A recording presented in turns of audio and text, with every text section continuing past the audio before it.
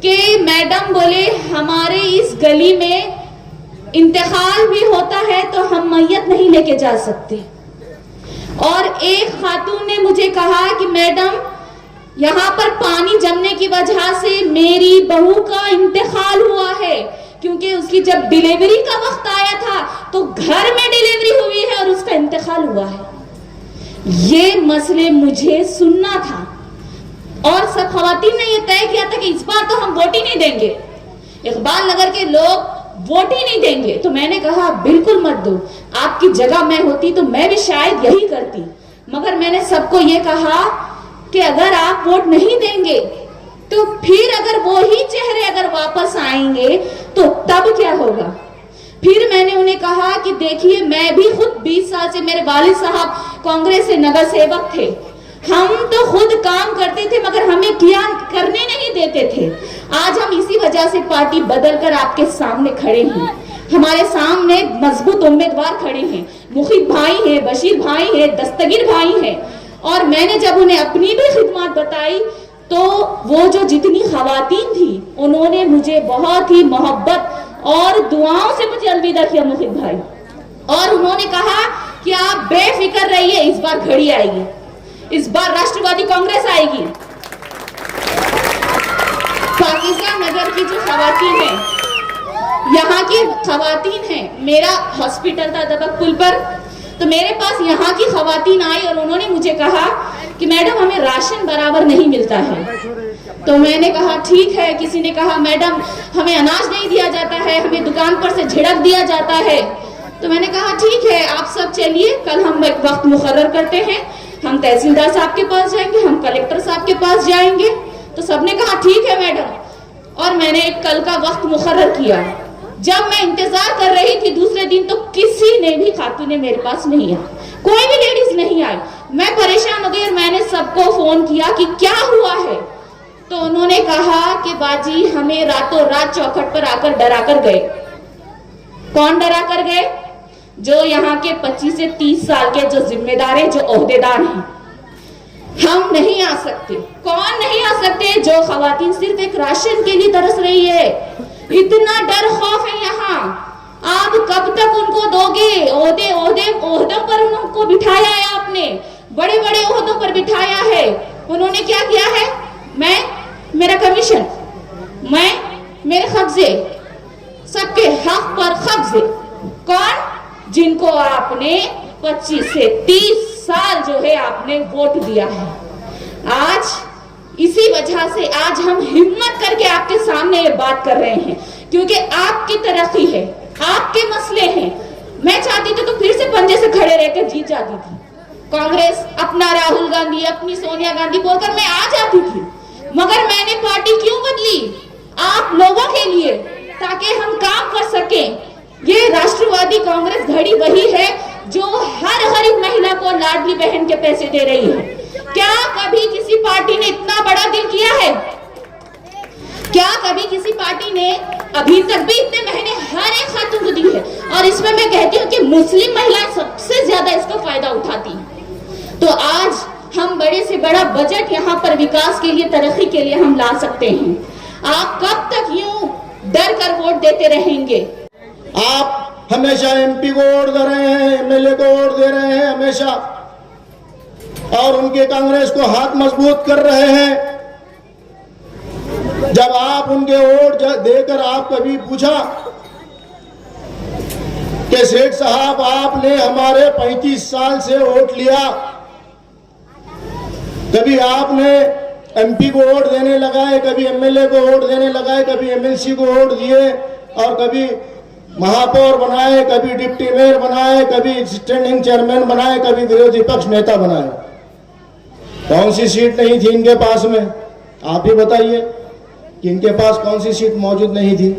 इन्होंने क्या काम किया? और इनके जितने बड़े बड़े उम्मीदवार थे, जितने आमदार थे, खासदार थे, इनसे क्या काम करवाने लगाए आपने? मुसलमानों को तो गरीब से गरीब तर बना दिया। आप कांग्रेस में पहले किसी को चीफ मिनिस्टर बनाए, इतनी बड़ी ताकत बख्शे। अरे उनके पास में तो बड़े बड़े शक्कर के कारखाने, उनके पास बड़ी बड़ी फैक्ट्रियां, उनके पास बड़े बड़े कारोबार, बड़ी बड़ी कंपनियां। ये आपने ही तो दी, ये आपने ही ताकत दी। और आपने कहा कि हम आपको ताकत दे रहे हैं और हम सहने के लिए तैयार हैं। और वो असदा बन के हम पे हमला कर रहे हैं और हम सहते जा रहे हैं। कि हमारा जो हाल हुआ इस वार्ड में, आपके इस इलाके से, मैं समझता हूं जो नाले बने गए, ड्रेन बने गई, रास्ते बने। अजीज दोस्तों, मुझे बताओ कि ये पूरग्रस्त आ रहा है, ये जो पानी आपको पीने के लिए मिल रहा है, क्या आपको पानी बहुत अच्छे से साफ मिलता है? आप 40 साल से 35 साल से वोट दे रहे हैं, तो क्या आपको पानी अच्छा पीने के लिए मिल रहा है? मैं तो सुना हूं कि मेरे भाई कुछ लोग पानी के लिए आपके महापौर साहब के पास गए और उनसे कहा, उनके सामने फरियाद की, हमारी माओ ने, हमारी बहनों ने, हमारे बुजुर्गों ने, और कहा महापौर साहब और हम पानी पीने के लिए नहीं है। तो उनका जवाब जो आता है, जो जवाब मैंने सुना, लोगों ने जो मुझे बताया कि जब वहां पर ये फरियाद की गई तो उन्होंने ये कहा कि आप ये घर या तो बेच कर चले जाइए, सेल आउट कर दीजिए, या तो आप ये मोहल्ला छोड़ दीजिए। क्या बहुत अच्छे आपने उम्मीदवार को चुनकर दिए। ये जुल्म, आप जुल्म सह रहे हैं। आपकी बोलने की हिम्मत नहीं हो रही है। क्यों नहीं हो रही है? आप कहीं ना कहीं कुछ ना कुछ उनके पास दबेल है, क्योंकि उन्होंने इसके पहले एक स्पीच में बताया, एक स्टेटमेंट में बताया, जब पूरग्रस्त आया था तो कहा कि हम इनको, यहाँ के वार्ड के लोगों को हमारे लकड़ियां देते हैं जलाने के लिए, हम यहाँ पे और कुछ सामान देते हैं, किसके शादी में देते हैं, किसी के छिल्ले में देते हैं, किसी के रस्म में देते हैं। तो अजीज दोस्तों, क्या आपका इतना भी जमीर मुर्दा है? क्या आप जाकर के वो पैसे लेकर के, अरे ऐसे पैसे और ऐसी दौलत और ऐसी दौलत, ऐसे पैसे क्या फायदे के, और ऐसा रिजक भी क्या फायदे का? अरे इससे अच्छा तो बकौल शायर आए ताहिरेला होती, जिस रिस्क से मौत अच्छी, जिस रिस्क से आती है परवाज से कोताही। अरे दूसरे के हाथ के सामने हाथ फैलाना, दूसरे के सामने, इसके बजाय आप अल्लाह से मांगो। अरे अल्लाह रब्बुल करीम है, अल्लाह बड़ा है, मेहरबान है, रिज़्क़ देने वाला है। हम तुम कौन है? वल्लाहु यर्ज़ुक़ु मन यशाउ बिग़ैरि हिसाब।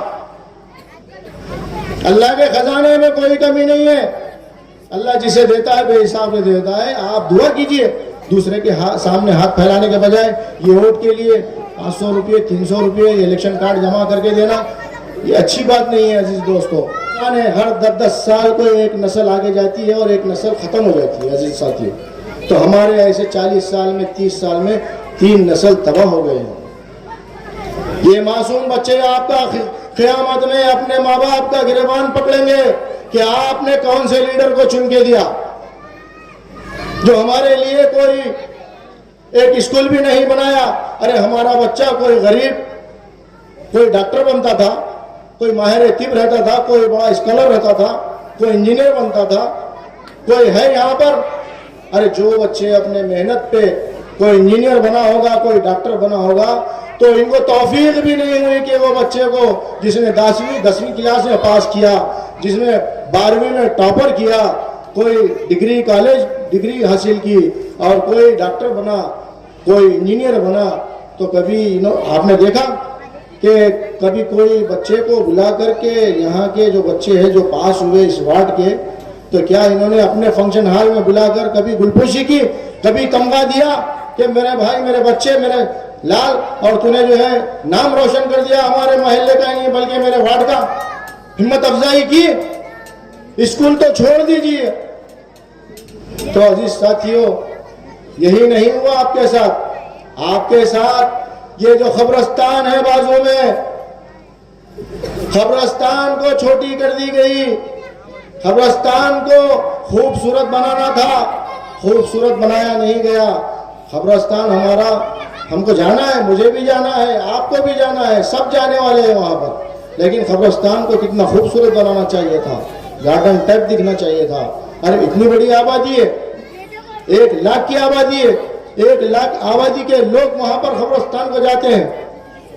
दूसरी कब्रिस्तान तो कांग्रेस के दौरे हुकूमत में उसका रिजर्वेशन हटा दिया गया, आप देख रहे हैं पेपर में, न्यूज़पेपर में, चैनल पे। अरे बच्चों के लिए कोई तालीम तो छोड़ दीजिए, कम से कम खाली लाइब्रेरी तो बनाए। मुझे बताओ, आप मुझे जवाब दो। अगरचे कोई बच्चा है, कोई नौजवान है, कोई बुजुर्ग है तो मुझे आकर बताइए मुखिल भाई गलत बोल रहे। आप बताइए, आपका वार्ड 30,000 का है मेरे भाई, आप ही बताइए कि इस इलाके में कहीं ना कहीं लाइब्रेरी इन्होंने खोला। आज हमारे बच्चे वो जो वक्त है पढ़ने का, लिखने का, वो अपना वक्त मोबाइल में गुजार रहे हैं, कहीं जुए पे बैठ रहे हैं, कहीं जो है खेलने में वक्त गुजार रहे हैं। अरे अगर उनको कोई किताब मिलती तो कम से कम वो किताब पढ़ लेते। मैं हकीकत बतला रहा हूँ, हकीकत का चश्मा पेश कर रहा हूँ अजीज साथियों। आपके साथ यही नहीं हुआ, बल्कि आप देख रहे हैं ईदगाह को। एक वक्त था, हम बचपन में, हम बच्चे थे तो वो ईदगाह बहुत अच्छी दिखती थी, खूबसूरत दिखती थी, अच्छी दिखती थी, और हमारे पास में जगह बहुत बड़ी थी। आपने ताकत दी, उसी ताकत से वो प्रॉपर्टी अपने नाम पे कर दी गई। कौन है मनगढ़ पकड़ के पूछने वाला, आप बोलिए। और तुम्हारे जो डिप्टी मेयर है खड़े हुए अभी इलेक्शन में, हमारे डॉक्टर, हमारी बहन अर्शिया, इनके अगेंस्ट में, आप बताइए कि उन्होंने ये ईदगाह जो बनी है, सिर्फ 11 गुंठे जमीन बतला रहे हैं हम, 11 गुंठे। उन्होंने अपने स्टेटमेंट में बोला कि 11 गुंठे हैं, यानी कि अगरचे वो ईदगाह का चबूतरा 15 गुंठे का अगरचे होगा, आप गिन लो। आप चुनकर दे रहे हैं हमेशा, आप गिन लो, नहीं तो मुखिद को चुना के लाओ, मुखिद गिनेगा और सब निकाल के आपके हवाले करेगा। अगरचे 11 गुंठे से ज्यादा हो गई तो इसका मतलब, अगरचे 14 गुंठे जमीन हो गई तो इसका मतलब ये होगा कि 3 गुंठे इन्हों, अगरचे 14 गुंठे 15 गुंठे अगरचे हो गई तो 11 गुंठे में से 4 गुंठे निकालेंगे। अब 4 गुंठे कहां से निकालेंगे? और या तो उनको मीनार तोड़ के देना पड़ेगा, या तो चबूतरे की सीढ़ियां तोड़ के देना पड़ेगा। अब आप फैसला कर लो कि क्या तोड़ के देते हो। अजीज दोस्तों, यही बताने के लिए मैं आया। अब रहा मसला मेरा, मैं आपके सामने खड़ा हूं और हम हमारे राष्ट्रवादी के जानिब से हम क्या करेंगे और हम क्या पहले किए। हमारे अजीत दादा साहब, आप देख रहे हैं कि लाडली बहनों की जो स्कीम है, उन्होंने कहा कि जब तक के अजीत दादा जिंदा है, जब तक लाड़ की बहन बंद नहीं हो सकती। आज 1500 रुपये आ रहे हैं ना। अब हम इंशाल्लाह, आप हमको चुनकर दीजिए, हम यहाँ के रोड, यहाँ के ड्रेन, यहाँ का पानी का इंतजाम, साफ और शफाफ पानी, इंशाल्लाह ये तो मूलभूत सुविधाएं हैं, ये तो हम इंशाल्लाह एक 4-6 महीने के अंदर पूरा सब करेक्ट कर लेंगे। इतनी हमारे में ताकत है। हुकूमत के आंख में आंख डालने की, बात करने की सलाहियत होना चाहिए। वहां पे ऐसा हाथ बन के खड़े रहने से काम नहीं होने वाला है। मीटिंग में बोलना पड़ता है, झगड़े करना पड़ता है। आप वहां पर सूरत देखकर अगर दे देंगे, वहां पे बौला आदमी चुनकर देंगे तो बौला आदमी कुछ नहीं बोल सकता आपके बारे में, और आपकी हकीकत कुछ वहां पे बयान नहीं कर सकता। बड़े बड़े ऑफिसर होते हैं अंदर मीटिंग में। अब रहा वो हमारा तो शेर अली, अरे भाई आया क्यों नारियल फोड़ू, ये शेर अली नारियल फोड़ू, इन्होंने क्या करे मालूम है? ताकि के पास पूजा करे, कुक को अगरचे बोले तो मैं व्हाट्सअप कर दूं। अब वो कुकू रखे, नारियल फोड़े, क्या क्या करे, अरे क्या क्या करता पेट के वास्ते। ऐसा कैसा पेट, तो ऐसा कैसा भारत का गड़ा जो भर रही नहीं। काम अगरचे आप करते थे तो उधर के वार्ड से इधर के को मरने को आए। कई को गए उधर के पहले वार्ड में, पहले गए कांग्रेस में, कांग्रेस से गए एमआईएम में, एमआईएम से क्या करे कांग्रेस में आए। पहले बोले कांग्रेस बहुत अच्छी है, उसके बाद बोले राष्ट्रवादी अच्छी है, फिर राष्ट्रवादी बढ़े के बाद में बोले कांग्रेस बहुत अच्छी है। यानी अब जो है क्या करना, लोगों ने इन्हों जो बोले वो सुनना। अब मिला धुला के अब तो कुछ चेहरे और इनके साथ में वो एमआईएम में चले गए। बोले तो वॉशिंग मशीन में धोखे डालते कि नहीं, तो वॉशिंग मशीन में इनको धोखे डाल के उधर से डाल दिया। और ये बतला रहा बीजेपी, अब वो बीजेपी क्या कर रही कि राष्ट्रवादी के सीट नहीं आना बोल के उन्होंने क्या किया, ये कांग्रेस हमारे माननीय प्रताप पाटिल का और जो आमदार है जिनकी निगरानी में हम इलेक्शन लड़ रहे हैं, तो इनको गिराने के लिए, इनको नुकसान पहुंचाने के लिए उन्होंने सोच रहे कि मेरी लीडरशिप कायम रहना। कौन बोल रही है, ये शिवाजी नगर के दारुसलाम के लीडर जो अभी बने वाले हैं बीजेपी के, उन्होंने सोच रहे ये बात मैं बहुत गहरी कर रहा हूं, आप समझ लो पहले। तो उन्होंने ये सोचे कि ये राष्ट्रवादी नहीं आना, एक बार का एमआईएम आई तो चल जाएगा। तो इसकी वजह क्या है भाई, ऐसी क्या हमदर्दी थी मुसलमानों से, इनको मजलिस इत्तेहादुल मुस्लिमीन से। तो उन्होंने सोचे कि अपन बीजेपी से बाद में और इधर उधर है तो ये लोगों को और साथ में लेके आ जाएंगे। यानी उनको निला रहे धुला रहे, इधर से उधर लेके जा रहे, उधर से इधर लेके आ रहे, इधर से उधर लेके जा रहे, उधर से इधर लेके जा रहे। ये सिलसिला 40-35 साल से चल रहा है और हम बर्दाश्त करते जा रहे। अरे हम नए चेहरे हैं मेरे भाई, आपके सामने खड़े और आपके लिए लड़ाई लड़ने के लिए तैयार है। आप समझिए, मैं आपसे यही गुजारिश करने के लिए आया। आपके लिए अच्छे एक लाइब्रेरी खोलूंगा, आपके लिए एक अच्छा सा स्कूल खोलूंगा, आपके लिए एक प्ले ग्राउंड बनाऊंगा इंशाअल्लाह। आज तक ये नौजवान बच्चे, अब ये बच्चों ने क्या करना, कहाँ खेलना। अब अपना घर तो 33x33 का है, उसमें भी 2 हिस्से हैं, एक बड़े भाई का है, एक छोटे भाई का है। अब ये नौजवान बच्चों ने खेलना कहाँ पे, ये बताओ आप, उनका फिजिकल फिटनेस कैसा रहेगा। हमारा भाई अगरचे हमारा बच्चा कोई फिजिकल फिटनेस में आता है तो कोई पुलिस में भर्ती होगी, कोई इंस्पेक्टर बनेगा, कोई पुलिस वाला बनेगा, कोई एसआरपी में जाएगा, कोई सीआरपी में जाएगा। तो ये जो गाइड करना चाहिए, तो कभी कोई गाइडेंस कर रहा, कभी कोई अवेयरनेस की बात किया, कभी नहीं। आ रहे इलेक्शन में वोट दो बोल के मांग रहे और लोग वोट डाल दे रहे, बहकावे में आ रहे और वही 5 साल के बाद वही सिलसिला चल रहा। तो अजीज दोस्तों, मैं आपसे यही कहने आया हूँ और जो भी लोग यहाँ पर बैठे हैं, आप आराम से सुन लीजिए कि आने वाली 15 तारीख को आपको घड़ी पर मोहर लगाना है। मैंने आपको तकरीबन आपके सामने सभी हिंदुस्तान का मंजरनामा भी पेश किया, नांदेड़ का मंजरनामा भी पेश किया और हम आगे क्या करने वाले ये भी बताया। एक वाकया बोल के मैं बात ख़त्म करूँगा। एक मरतबे ऐसा हुआ कि एक शिव जयंती का जुलूस निकला और निकला था, तो जब आबेदीन मस्जिद के सामने से वो जुलूस जा रहा था, जुलूस गया, जुलूस में कुछ शरपसंदों ने गड़बड़ कर दी। गड़बड़ करने के बाद में वो आबेदीन मस्जिद के अंदर उसके भी पंखे तोड़ दिए, घड़ी तोड़ दिए, ये वो सब अंदर नुकसान कर दिया मस्जिद का। नुकसान करने के बाद अब अपने जो लोग थे, ए बाबा हम बैठो, तो कुछ लोग अब कहाँ जाना, तो ये कुछ नगर सेवक थे, मुख्य नगर सेवक, वो साहब के सामने खड़े रहे, बोले साहब ये आप चीफ मिनिस्टर हैं और ये हमारा नुकसान हो गया और मस्जिद का नुकसान हुआ, तो अब इसके लिए कुछ तो भी करिए आप, और ये ऐसा क्यों, उनको सजा दीजिए जिसने किया था।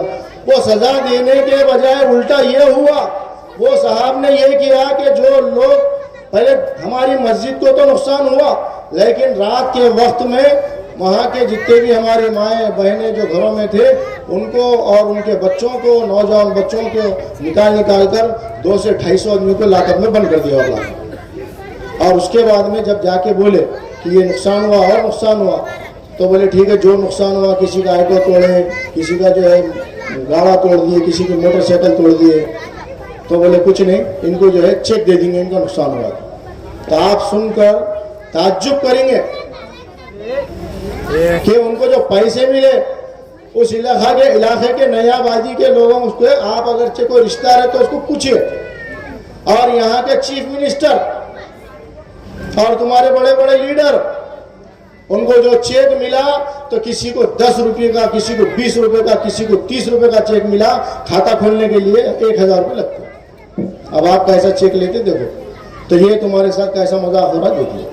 अरे हमारी हुकूमत थी जमाना और पहले जमाने माजी में निजाम सरकार जो थे, अभी जो बुजुर्ग लोग हयात होंगे जिनकी 100 साल 90 साल उम्र होंगी उनको मालूम होगा कि एक वक्त में जब दीवाने आम दीवाने खास होता था तो वहां पर बिठाया जाता था और पूछा जाता था कि क्या कोई प्रॉब्लम है, क्या कोई मसाइल है, अवाम से पूछा जाता था। तो जब अवाम से पूछे तो अवाम ने बोली कि बादशाह सलामत हमको खाने के लिए खैर पड़ गया है, खाने के लिए कुछ भी नहीं है। तो बादशाह सलामत ने जवाब दिया, क्या खाने के लिए घी भी नहीं है, खिचड़ी भी नहीं है? यानी घी खिचड़ी नहीं है क्या पूछ रहे थे बादशाह सलामत, यानी हुकूमत ऐसी चलाते थे। और आज हमारे लीडर एक चने क्या यहाँ पे बच्चों के लिए वो शाला नहीं है, वो स्कूल नहीं है, तो चने का जो स्कूल रहता ना बच्चों का वो भी नहीं है 30 साल से। अरे तुम तो तुम्हारे दौरे हुकूमत में वो मासूम बच्चों को जो स्कूल पढ़ रहे हैं उनको कम से कम आधा लीटर दूध तो देना था। तुम्हारे दौरे हुकूमत में तुमने आधा किलो घी तो देना था वो मासूम बच्चों को, उनकी सेहत तो बनती थी, लेकिन वो काम नहीं हुआ। अजीज साथियों, आप याद रखिए और समझिए।